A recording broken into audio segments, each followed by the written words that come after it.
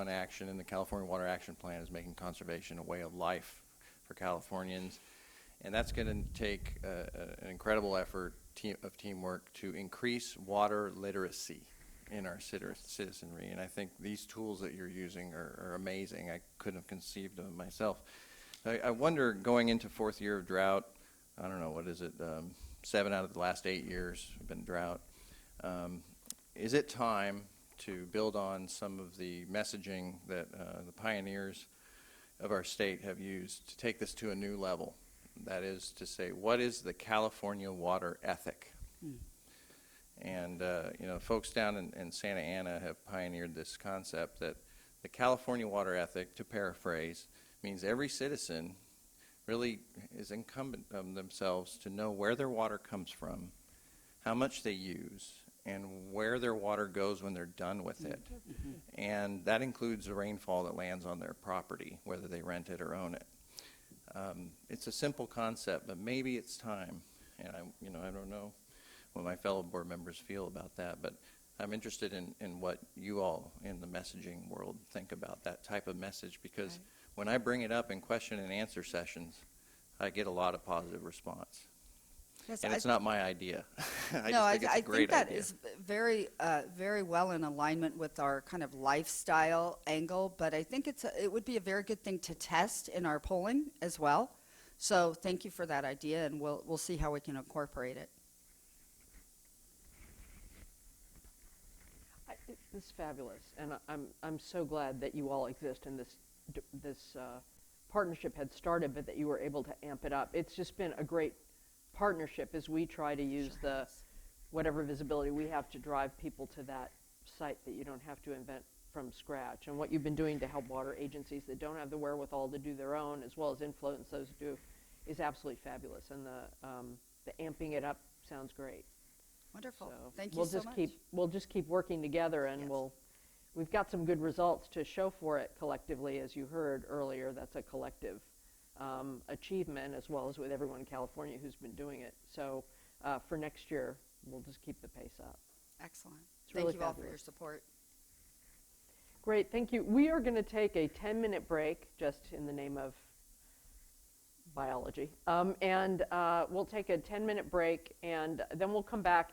And my estimate, we have 2 more pretty important items, so we'll probably go till about 12:30, and then still take an hour lunch, and then we'll start the afternoon no sooner than 1:30. So those of you who are here for the 1 o'clock, it would be 1:30, and then hopefully we'll make that work. I want to be able to give the other 2 items their full due, and they're due a lot. So we'll see you back at 11:45 for the last 2 items on the morning's agenda.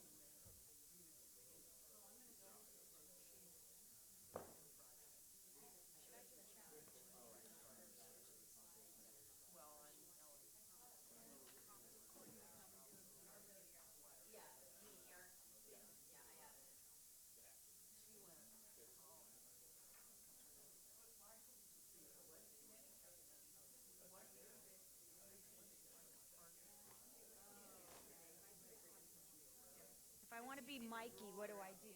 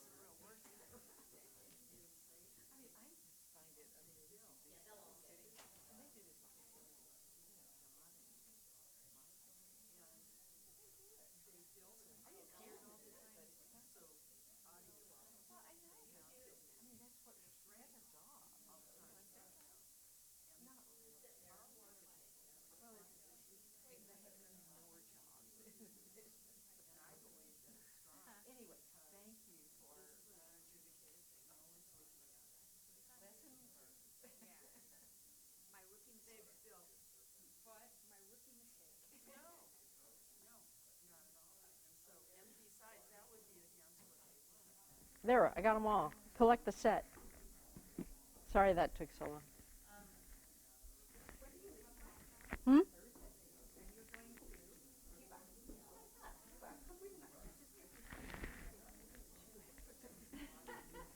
All right. Oh, no, she's on the phone. No, Chili's got bombs.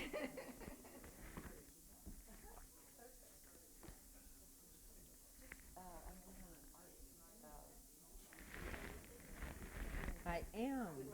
I like that color a lot. You can wear that color.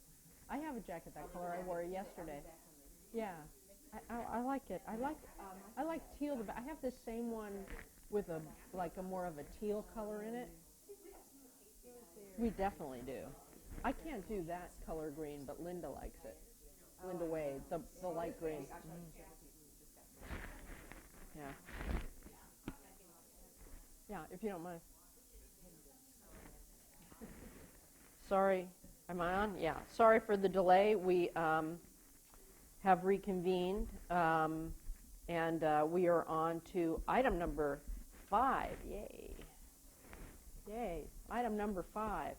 Mr. Howard, do you want to introduce it, or shall Cindy do a self-introduction of the item? Well, I think we all know Cindy Forbes. She's the Division of Drinking Water Chief, and she and her deputy, Karen Larson, are going to do an update on the accomplishments of the drinking water program over the last 6 months. This is a great idea, by the way. Yes, Thank you, Tam, Chair for Marcus. asking for that. Board members, I want to give credit to Board Member Dudok, who suggested that we do this and talk about what we've been doing since we've been 6 months over at the State Board. And I guess to give you guys a flavor for that we have been very busy, and we have our fingers in a lot of pots. Before I get going on my presentation, though, I want to acknowledge the efforts of both the other divisions here at the board, the staff members at the board, and the board members for making us feel welcome, going out of your way to visit our offices, spend some time with the drinking water program staff who are, in my opinion, very passionate about what we do, and they love sharing what they're doing with the board members. And so we encourage you to continue coming out and seeing what we're doing, giving us feedback and telling us what we might do better. We're certainly always open to getting done what you'd like to see us get done. So with that, I'll jump into these slides since I'm in the unenviable position of standing between you and your lunch. No, that's Gail. What's your preference? You want me to stand or sit? It's totally up to you. I'll stand up. I've been sitting for a while. It's easier to see you because we kind of have to perch on the edge of our chairs to see the people there. So. Okay, then I'll stand up. I kind of covered this slide, but what I think we've gotten a lot of things accomplished in our first 6 months, but I want to acknowledge that many of what things that we were working on, we had started while we were at the Department of Public Health. And so we've been trying to carry some of those across the finish line. We've started new efforts, mostly in conjunction with the other divisions here. And it's been an interesting 6 months since we've been here. So with that, a short background on how the drinking water program is set up. We have a total of 5 regions. They're depicted in colors on this map. We have 24 district offices that typically have a senior engineer with technical staff that work for them, and they do the lion's share of what happens in the drinking water program. They interact with the water systems that we're regulating and our other local agency partners to ensure that the water systems provide water that meets drinking water standards and that they have enough of it. And as we've heard this morning, having enough in a lot of areas of the state is going to be an ongoing, continuous challenge for us. If I tee up what the universe of systems are that are regulated under the Safe Drinking Water Act, we talk about our 7,500 public water systems. There are 3,000 of those that are community systems. There are only 700 of those 3,000 that are considered to be large and serve more than 3,300 people.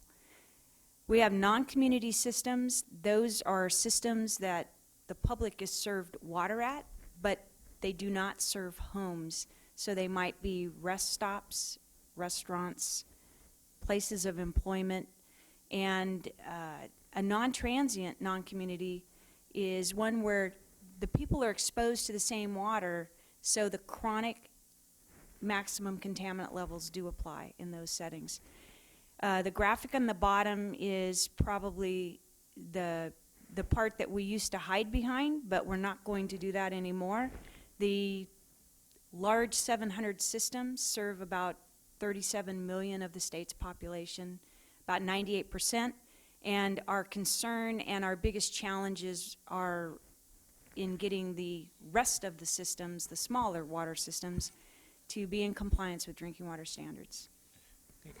Cindy, one thing that's interesting about that table is in the last water conservation regs item, we talk about 400 agencies that we deal with that are over 3,000 service connections, which is different than the 700 that have a 3,300 population. Is it really connections versus population? Is there any other dimension why we have different numbers there?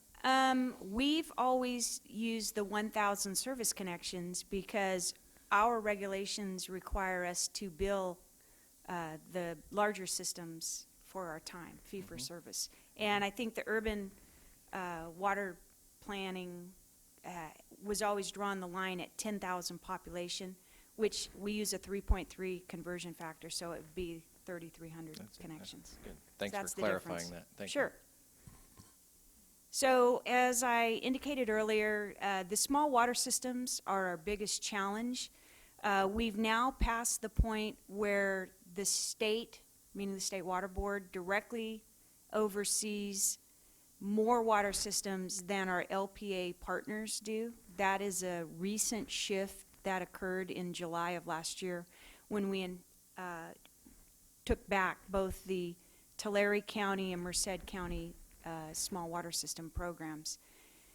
The small water systems they have a difficult time of it because they sometimes are serving disadvantaged communities, but more importantly, they're isolated, and so they have limited access to skilled operators and managers. They don't maintain capital improvement programs to fix the infrastructure they have, nor can they finance installing treatment or improving what they have. They also have difficulty navigating our funding programs, and I know that Darren and his folks have made some significant changes, and we're hoping that that eases that difficulty in the future. Additionally, when they're isolated, it's about $500,000 to $1 million per mile for pipeline. So that's very costly and makes consolidation of some of these systems nearly impossible. So what are we doing as part of trying to solve our small water system problems? One of the things that happened was back in '91, I think, SB 21 passed. It was the requirement for us to put together a safe drinking water plan. The Department of Public Health, and we were health services at the time, we came up with our plan, and it was issued in 1993.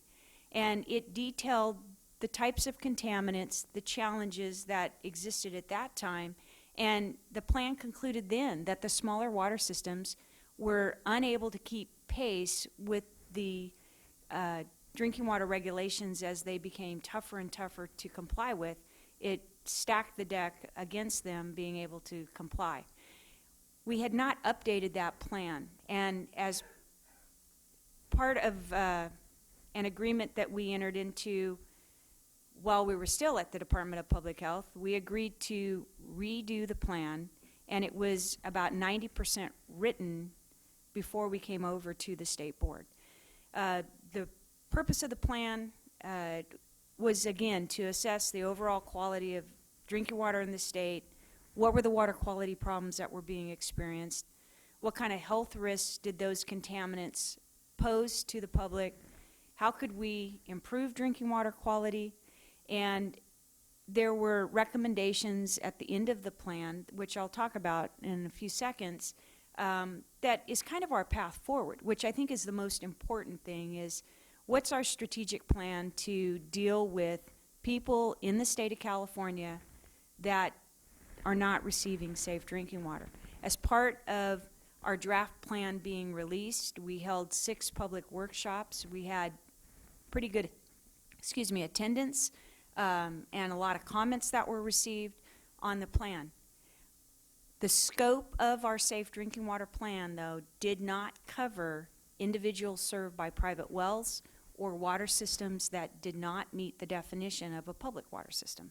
So there were people that were not included in our plan.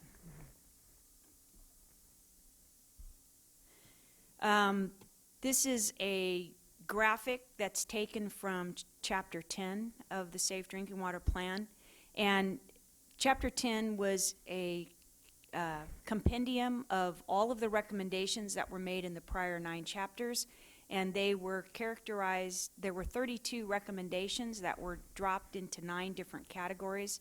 The 9 categories are the dots on this almost circle.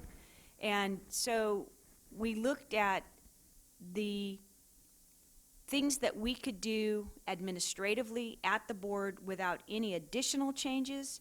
We looked at changes that would be needed to be made from the legislature's perspective to be able to do things, and working cooperatively where we can with other programs and other divisions to make some changes. As I mentioned earlier, we held our workshops in November and December to give you an update as to when this plan, we hope to move it out. We have a commitment of having the final plan submitted to the legislature on June 15th. Staff are reviewing the comments that were received. You will be receiving informational items probably in March as we move the final plan forward. Another big part of what we're doing, and it was a effort that was started in 2012 while the program was still at the Department of Public Health, was our small water system program plan. We recognized at that time that small community water systems had a much lower compliance rate than the larger community water systems. At that time, we identified 183 community systems that had primary maximum contaminant level violations, and we've been following progress in returning them to compliance.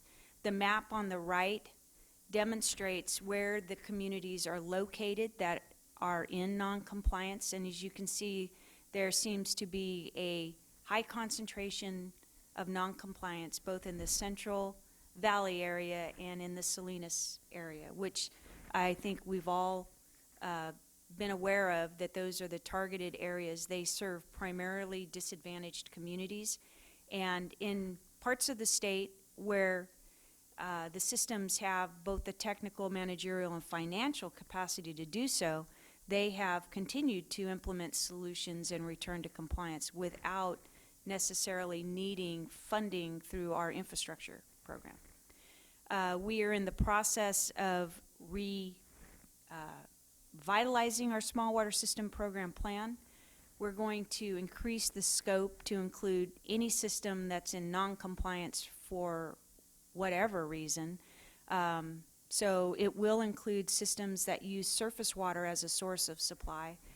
So there will be some treatment deficiencies that cause water systems to be included, in addition to disinfection byproduct problems.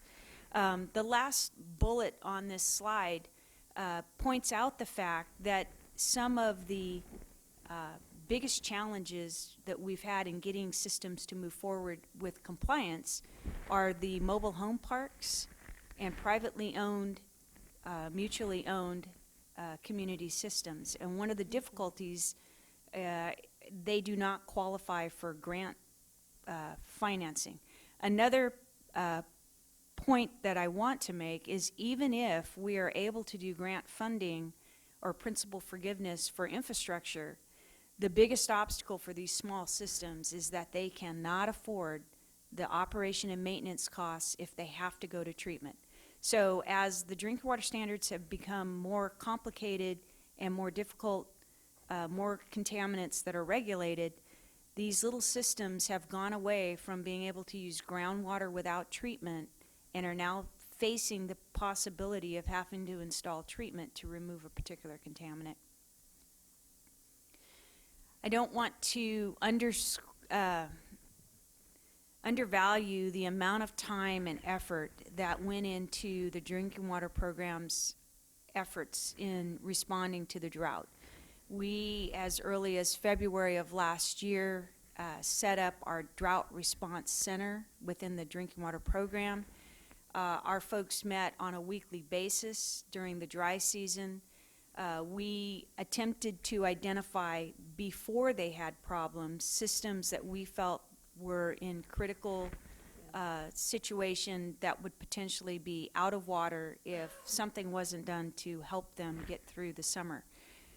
We have done a really good job, I think, of working with the Division of Financial Assistance folks in identifying systems and their potential solutions and move forward with drought funding projects. I think the last summary of those indicated that there have been a total of 55 drought funding projects that have been funded with the $15 million of general fund money that was identified by the governor's office. Additionally, Sorry, Cindy, do you mind sharing that list with all of us? I may have seen it, but that would be a good one. Those are just important stories to also inspire us for Certainly. the additional stories that we unfortunately will be dealing with in the coming year if it doesn't rain. Sure. So I'd just like to see concretely what we did. Certainly. That'd be helpful. Additionally, the Drought Response Group were responsible for providing weekly reports that were used to brief the Governor's Drought Task Force, which I attended many of the meetings along with people that showed up on my behalf. So we've spent a lot of time working on the drought and identifying possible solutions for these communities that in most cases were unaware that they were vulnerable. They didn't think about the fact that the water table was dropping or that their pump and motor was going to burn out as the water levels did drop. Additionally, between Division of Financial Assistance and us, we were obligated to staff the State Operations Center 3 days a week with staff full-time. And we also were responsible for providing weekly updates to Cal OES on the SIT rep and action plan documents. We attended interagency coordination meetings for EF 8 and 10 and responded to other agencies as they made inquiries about drought response. Another thing that we got a lot of inquiries about were individuals on private wells that aren't regulated by us, and how could we work to try to help solve their problems. And where we were able, we encouraged nearby public water systems to consider running distribution lines out to pick up those customers. On the center, it's my understanding that how many people did you have staffing the center 3 days a week? We had 2 individuals that went over to the State Ops Center, the SOC here in Sacramento, and then internally in the drinking water program, we had 1 per region, and then we had them, we set it up under SIMS, the Standardized Emergency Management System, so we had someone who was in charge of it, and then we had someone who was responsible for planning and resources, so we went down those paths. So there was a lot of coordinated activity that basically took place behind the scenes to ensure that we had, we were revisiting critical water systems whenever we had a system that indicated they were having low pressure, or in the case of La Grande, we got a call that the operator was having to spend the night at the well site to put water on the pump bowls. And so we immediately went into action and said, you know, that's not normal operation. We're going to have to do something to get the system running. because the operator's going to get tired after about the third night spending the night at the well. So, so yeah, we were as proactive as we could be in trying to head off any system being out of water. When a system actually ran out of water, then we worked to get bottled water or hauled water for the customers until we could get the wells back up and running, so they could take showers and flush toilets ultimately. But initially, were only able to get them drinking water. So it was a challenge, especially in the Porterville area of Tulare County, where we had a lot of folks running out of water. The emergency funding, we had some Prop 84 emergency funding that historically we had used to solve problems for systems that had not done a good job in planning for infrastructure replacement. So it wasn't necessarily associated with the drought, but for the last year, most of the emergency work that we did was associated with drought response type activity. And so the drinking water program staff, as I indicated, we identify the type of project that's necessary to bring the system back into water. We prepare a formal request for funding and send it over to DFA, who works out sending out the checks. I'm impressed you found a graphic for an emergency bucket of money. Yeah, that was a little tough. Yeah, that's impressive, yeah. I don't know. I don't remember where I found that, but it was a wingding of some sort. And then ultimately, when new infrastructure is constructed, the drinking water program staff, we have to issue a new water supply permit and amend it for all the new source and treatment when it's completed. So this is a map of our partner regulatory agencies, and as you look at this map, the counties that are in blue represent a county where they have been delegated primacy to maintain a small water system program.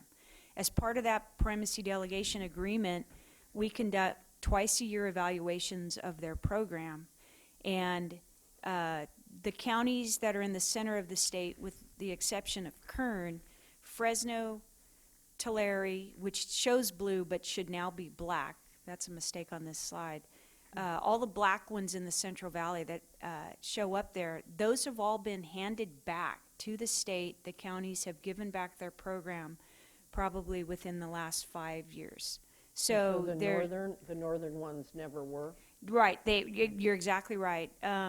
The counties up north never petitioned to have primacy, and so the drinking water program regulated them directly right from the get-go. So it's a lot of work when we go in after it's been under county jurisdiction.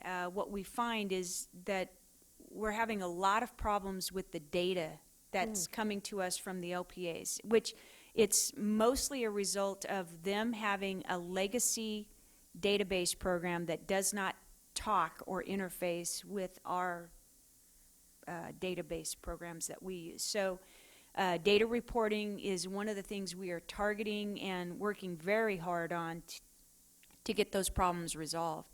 Another thing that's we see an ongoing issue for us is that it's very difficult in some cases for some of the local primacy agency folks to take enforcement action on small water systems in their county. And so we're working to make sure that they are taking the same kind of actions that we are taking on the same types of systems. And then ultimately, permitting of any new public water system, when it's under the LPA, we'd like to see that the LPA is making the same sorts of challenges to whoever wants to put in a new system so that they ensure we have TMF. We need to stop the creation of new systems that ultimately are not going to be sustainable. If we haven't done so already, I would like to get on your radar screen the fact that we are having a meeting here in Sacramento of all of our LPA partner program managers in the spring of 2015, so in the next couple of months. And we'd love for one of you or a couple of you, however it works out, if you could come and talk about the importance of the drinking water program, I think that would send a big message to them. Actually, Cindy, could you move back to the last slide? Certainly. Okay, for those 3 issues that you highlighted, data, enforcement, and permitting, do you have specific performance measures in those areas which you use when you do your evaluation of the LPAs?